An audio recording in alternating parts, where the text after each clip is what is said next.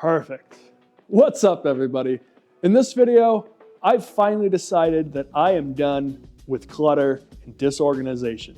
I'm a firm believer that tools in a drawer are where tools go to die. So I decided I'm going to build a French Cleat organization wall to get my tools up on the wall, give them a dedicated spot for them to always go back to, and get just everything a little bit more organized. Now, the cool thing about French Cleat systems is that you actually get to build every storage piece on it. What that means is that you get a chance to kind of come up with ideas, test out new joinery, try a new router bit, try things that normally you wouldn't do on things you care about. Because at the end of the day, this is function over form in its purest form. If it works, it works. We can make something beautiful tomorrow. Today, I'm building storage. So if that sounds like a fun project for you to both get organized and to also test out some new skills, a French Cleat wall is perfect for you. So let's get into it. So what is a French Cleat anyways? It's quite simple. It's a storage system that uses a rail on the wall and a rail on whatever you're hanging cut at 45-degree angles. Gravity holds them together so they can't come off the wall. That means nothing is fixed to the wall, so you can move it around as you like. So the first task is to actually build the wall that everything will sit on, so I carefully clean up the space and get it ready. This gross piece of 3/4 plywood I'm going to reuse a little later. Now, in the home builder's infinite wisdom, they only put one outlet in my garage, so I'm going to change that. I mark out where I would like outlets on the wall, and then use an auger bit to drill through the studs to run the Romex through. Now, to install these outlets, I'm hiring a very licensed and very qualified and very real electrician.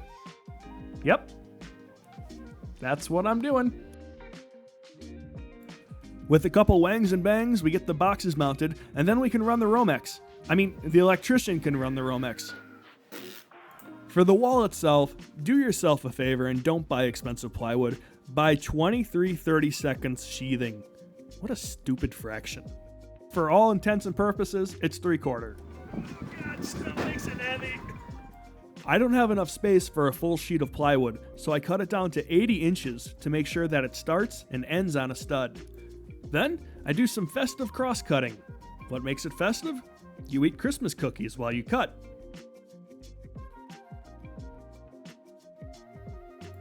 With everything cut to size, I get it up on the wall and mount it with 1 3/4 construction screws. Off camera, I used a router to cut out where the outlet boxes are, which, terrible idea. Use a jigsaw. One last check for level, and then we can start thinking about adding rails to this. But first, I found the world's oldest can of Kills in my basement. I'm going to paint everything, so I want to prime it first. I just need to mix this first. Ugh. I then use the world's smallest roller to paint the wall. I'm not a smart man. I've never said I was.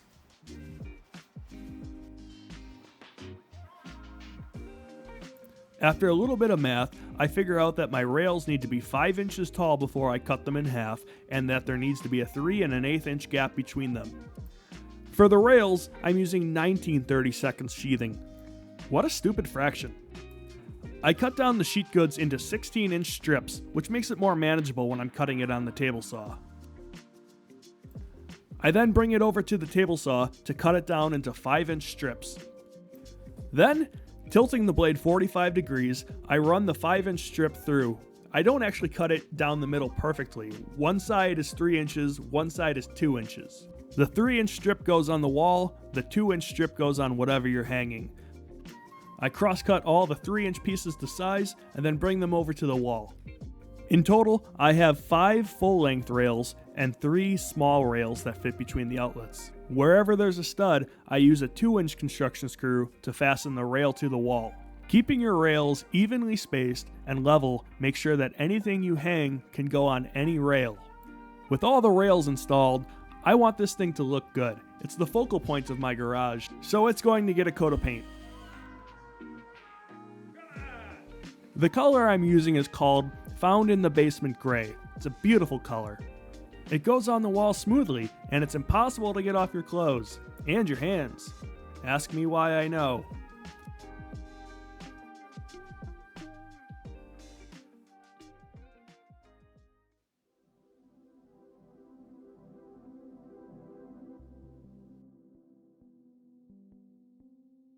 I finally got a new blade for my bandsaw, so I wanted to try making these U-shaped holders to hold my tools. My angle grinder is one of my most used tools, so I wanted to give it a place to always call home. Also, somewhere to store my grinding discs, and a place to store the chuck key I always lose. I'm using some leftover 3/4 material from my workbench to build these tool holders. I ended up cutting 4 or 5 of these just for practice. Working on a bandsaw is kinda peaceful, until it's not, but we'll get into that later.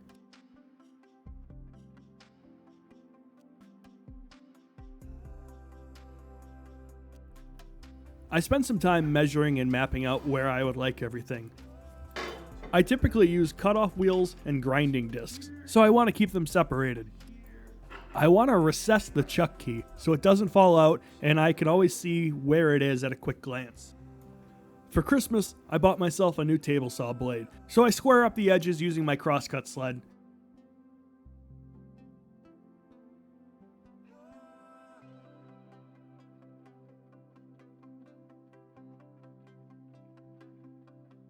Next, I map out a 1 inch by 3/4 inch rectangle to fit the U-shaped holders I made.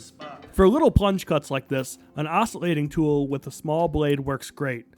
I didn't have a small blade, but I did have a big blade and metal shears. To recess the chuck key, I'm trying out freehand plunge routing.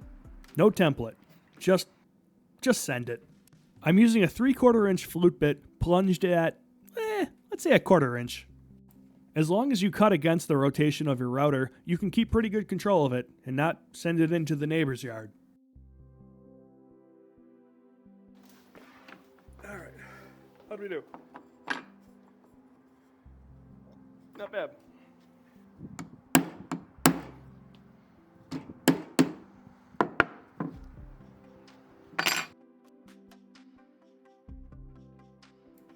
I'm never losing that key again. Famous last words. To store the grinding discs, I'm cutting bolts to size to act as little pegs. Nothing fancy, but it works. After a quick test fit, everything gets assembled with glue.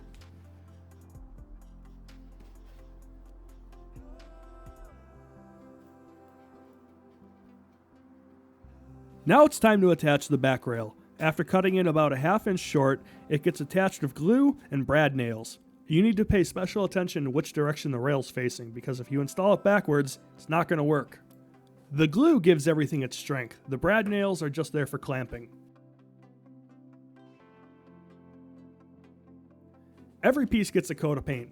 The color I'm using here is $2 mistake paint from Menards. It's a great color. Goes on great. Really nice. Honestly, it could have been hot pink and I would have bought it.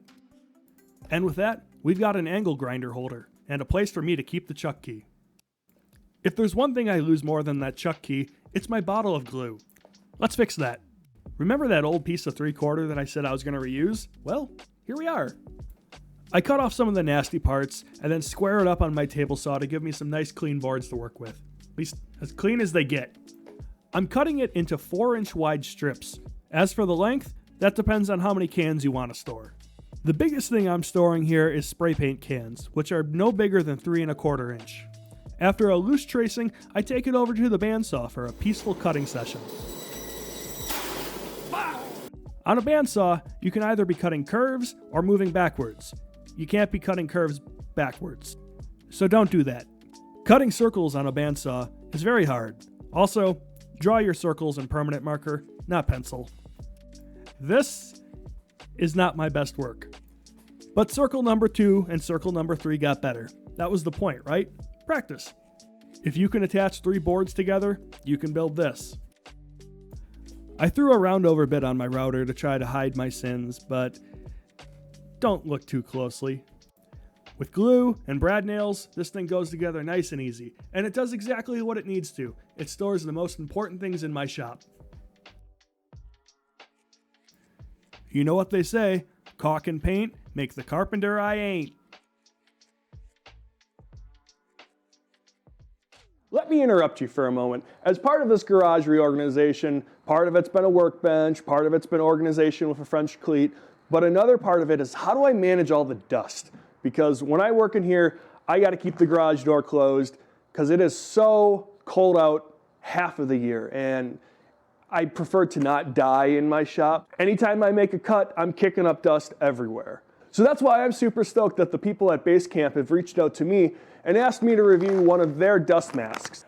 They've asked me for an honest review, so I'll give you my honest review. So for the rest of this project, I'm gonna wear this whenever I'm cutting or making a mess, and at the end of it, we'll see how it did. So this one is mine to test, but this one can be yours. All you need to do is leave a comment below about how you would use a Base Camp dust mask in your workshop. If you win, I'll send you this, and a signed headshot of Tom Selleck.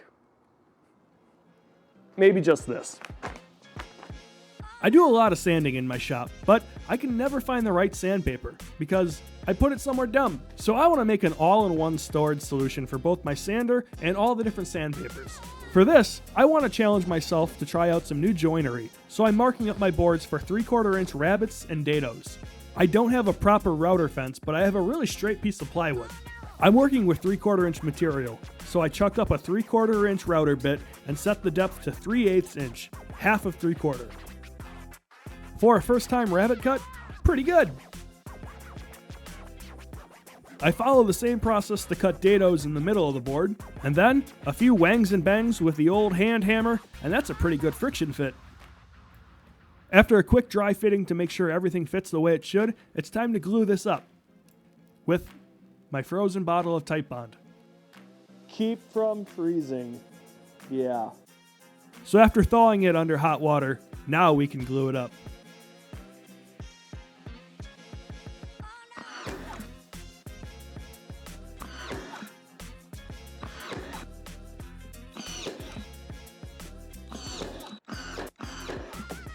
I'm going to use some 3/8 material I have sitting around as a backer panel. Hopefully, this will stop me from losing any more sandpaper.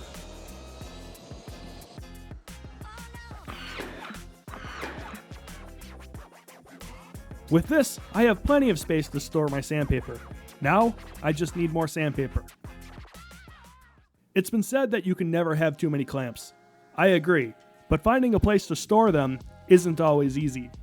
As I was searching around for ideas for clamp storage, I saw a lot of cool, elegant solutions. But fundamentally, at the root of it, it was a simple shape. It's more or less an I shape with clamps on either side. With the basic idea in mind, I start taking some measurements of my clamps. To get the clamps to sit flush on the holder, you need to make some inset cuts that are the width of the bar and the depth of the throat of the clamp. Since the top plate and the bottom plate are mirrored, I can clamp them together and make all the cuts simultaneously. I could make these cuts on the bandsaw, but no.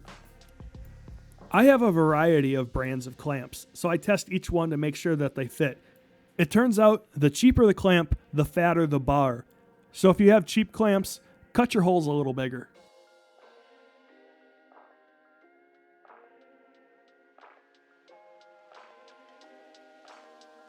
This time, I'm not assembling it with glue and brad nails. This is just an illusion.